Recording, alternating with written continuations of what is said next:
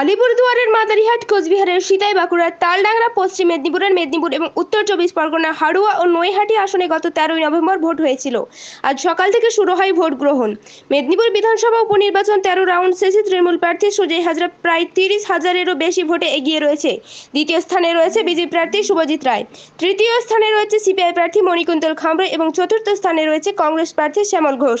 ভোটের ফল প্রকাশের সাথে সাথে তৃণমূল কর্মীরা বিজয়ের উল্লাসে মেতে ওঠে।